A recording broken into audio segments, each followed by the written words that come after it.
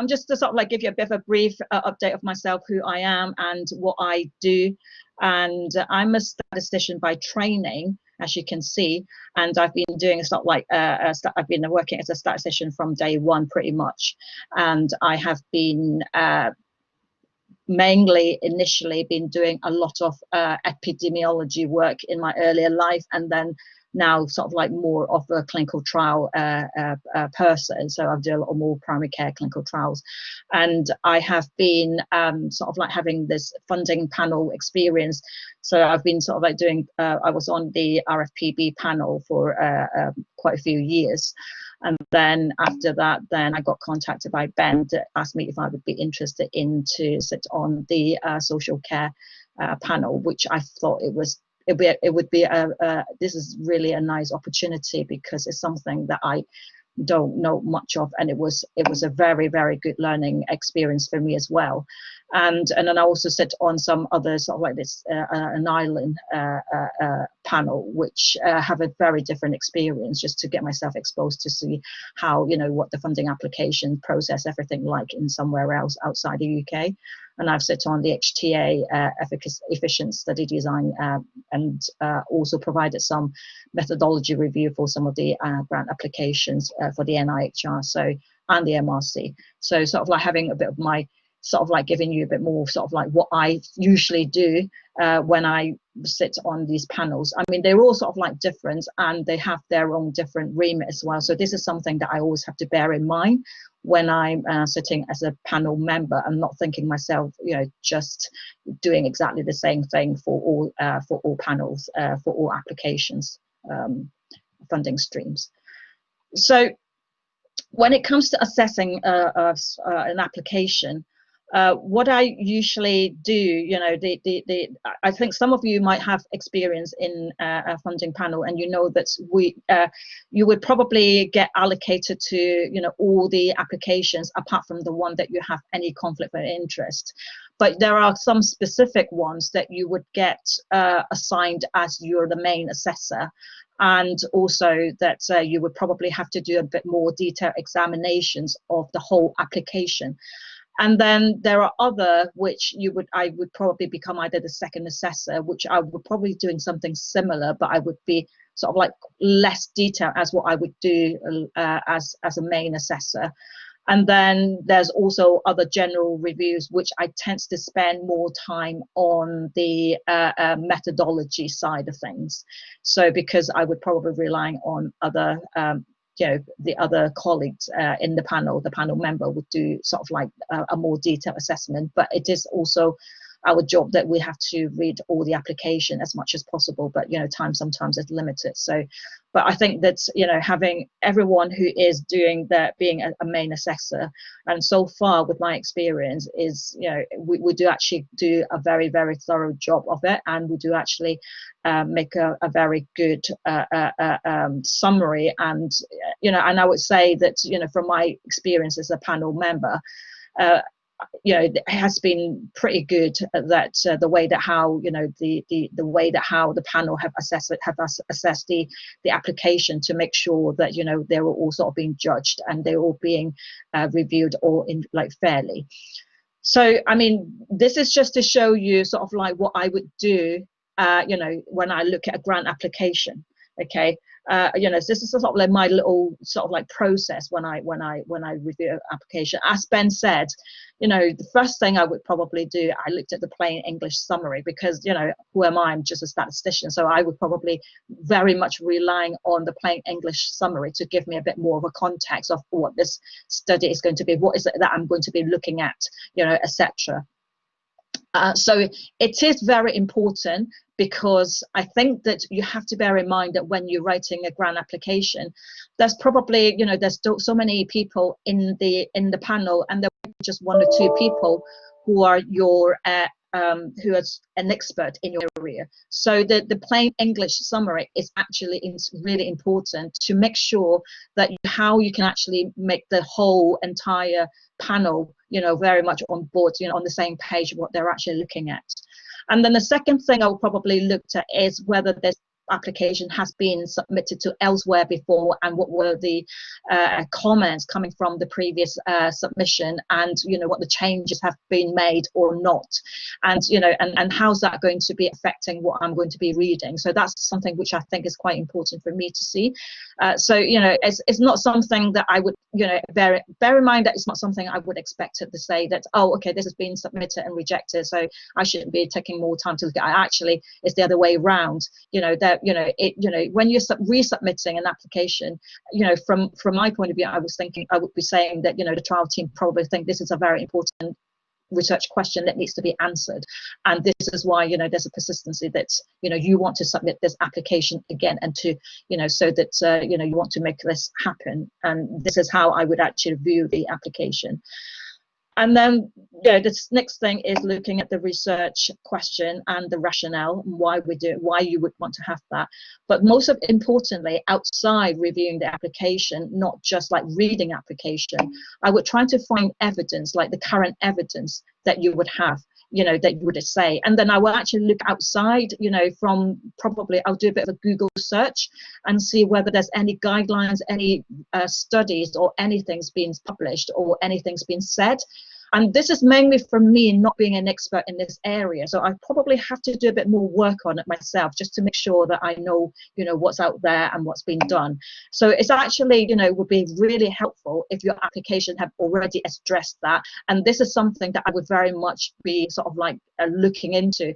I mean, for me, being a sort of like a trialist, I would probably, the first thing I would do is, for example, I'm looking at like clinicaltrial.gov and see whether that's been anything mentioned.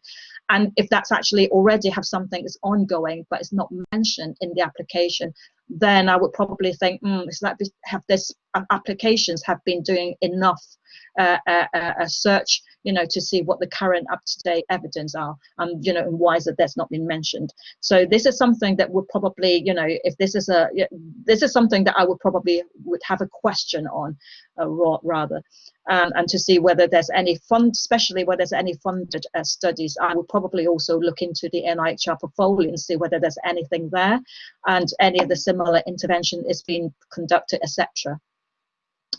And then I would probably look at the methods section, because this is sort of like my strength, being sort of like a methodologist, to see what the line of the study and what's done.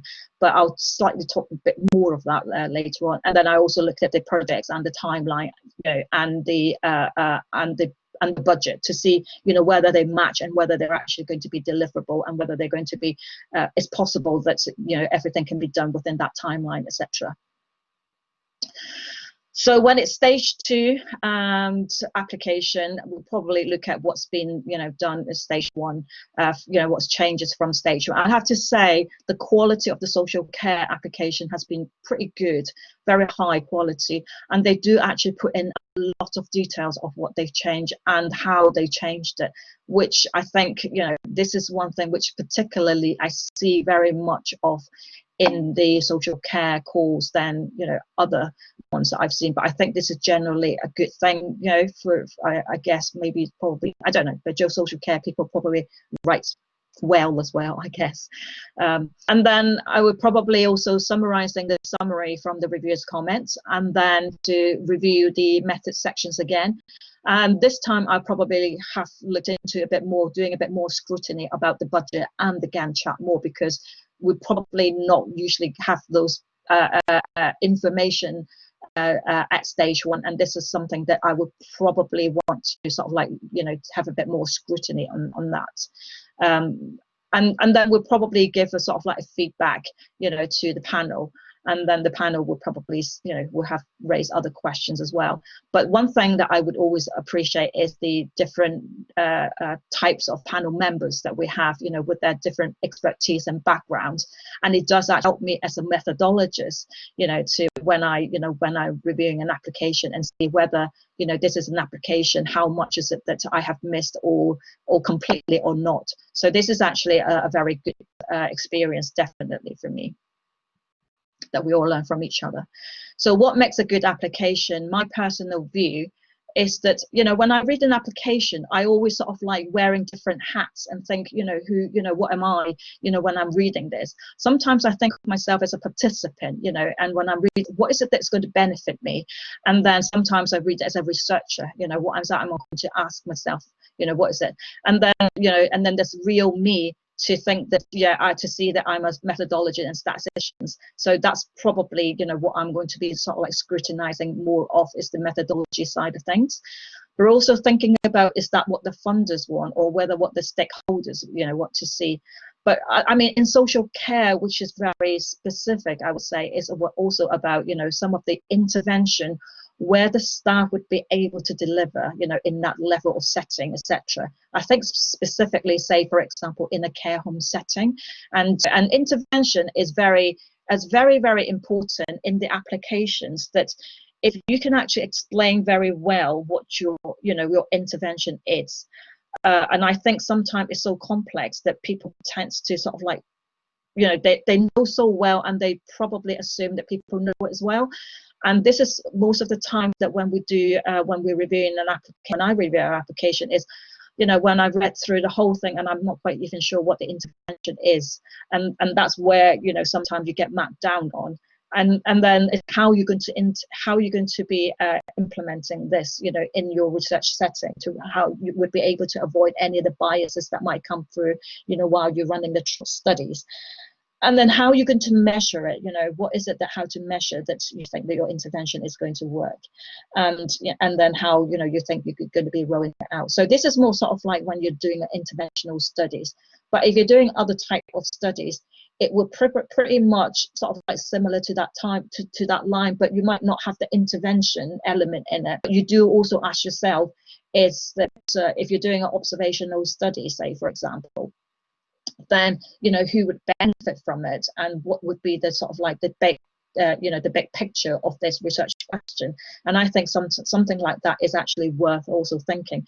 So, you know, when I'm doing a sort of like, if this is an interventional study, this is also sort of like more of a kind of element that I looked at. But if you're more sort of like working on, or your application more focusing on, say, big data or observational study using retrospective data, then I'll probably be more of a critical, you know, my critical role would be more of a statistician or methodologist, and see how, you know, that your question can be, and that your research question can be answered through this type of design. Now, one thing that I sort of like always want to run an application is that you would definitely need to have a good and clear title, what exactly you want to do, and that really sort of like set the scene. I mean, I guess that I always kind of referring, when I review an application, to sort of like reading a book. And always, this is the first thing you will pick up when you know, in the bookshop, when you want to read a book. But of course, you know, in this situation, we get sort of like allocated to the, you know, to the trials, to the studies, the application, out of the number of applications that we're reviewing. The whole thing is all about trying to make sure that, you know, when you're having a good, clear title, it actually sets that in my mind that I want to, you know, when I read it again, I know, you know, it's all about trying to put your print, you know, in that reviewer's brain, that, you know, this is one thing to, you know, when they think about this research title, they know exactly what it is about, you know, and that's what you're probably always trying to do. And I think that having the research questions, if you're doing, you know, I mean, you know, trials always like PICO is important. If you have everything in there, that would be great. But, you know, having something a bit more catchy, or even an acronym, would also helpful as well. Now, so when I sort of like reading an application here, I just sort of like giving you an example that, you know, when I'm reading an application, I want to be sort of like something that I want to keep reading. And as you can see, you know, on my left-hand side, I've got this book, which is got full of, you know, equation and technical you know, jargons in it, and that makes me sort of like not really want to sort of like read on, mainly because I think that it's not actually reading it for the general people, like for the people that who actually, you know, that would be under. I mean, I don't think that it would be helpful for me anyway to understand this, because mainly I've got so many applications I need to read through. If I need to sort of like keep going and, you know, look through it myself, then that would be quite a challenge for me. I have to say that I have read some of the applications which it tells me what the disease area is, and I haven't even got a clue, you know, because the way that how they wouldn't be able to explain it because they were so technical. I would probably have to go to like the Google and look at sort of like a dummy version of it to make myself sort of get my head around first. And this is something that you want to try to avoid, you know, in your application. It's explain more sort of like plainly about, you know, the information and the issues. And I think that you have to bear in mind that, you know, read it, you know, if you want somebody to keep reading your application, you know, and want to keep reading it, then you do actually have to make a case that your application has to be very, you know, to have that sort of like elements of writing contents that makes people want to read on. I mean, I have to say I get distracted very easily, to be honest with you. So, you know, have something that catch my attention that's really going to help. Now, the other thing is, you know, something which is had to be very important is that your application has to be very clear and organized. And this is sometimes that we see that there are things in different places and we don't know where they are. And that's important. And having them organized means that I know where they are and I know where to find them. And then to be clear and to be clear about the rationale of the trial, of your study, of your application, what you're going to do, where the research gaps, and where the study design and methods, you know. I mean, I think that being a methodologist, we always think about having everything has to be ideal. But I think that, you know, again, I think sometimes it has to be also, you have to think about the element of how pragmatic that you want to have this thing to be tested in the very ideal situation. So we do actually take that into account. So, but everything what we're going to has to be all going to be back to, you know, whether everything that you're going to do your research is going to, your design, your study design is going to answer your research question. And I think that's always the main thing. So, you know, whether your outcome is going to be, you know, is what you're going to answer. I mean, you know, and what is your study design, whether it's going to be able to answer your research question. And then timeline, you have to know that you have to be very optimistic what you can do and what realistically you can do. And resources, we do actually look into that very in detail. As Ben said, you know, 1% it might not probably going to be, you know, realistic, but you know, and you really need to justify that yourself as well. I think impact and dissemination is something that we're actually increasingly looking into more in grant application now, as it's not just about, you know, publishing in where it is, but it's about, you know, how to make this as a big impact to the society is all in social care. And I think that's the most important thing. I mean, finally, the most important thing is how to make your application stand out is what I would say. But from a funding panel member's point of view is, you know, we do actually have a lot of application coming in, but most importantly, it's the one that you want to catch, you know, you want me to catch the eye on, and the one that I want to remember is what's the sort of like, it makes a good application.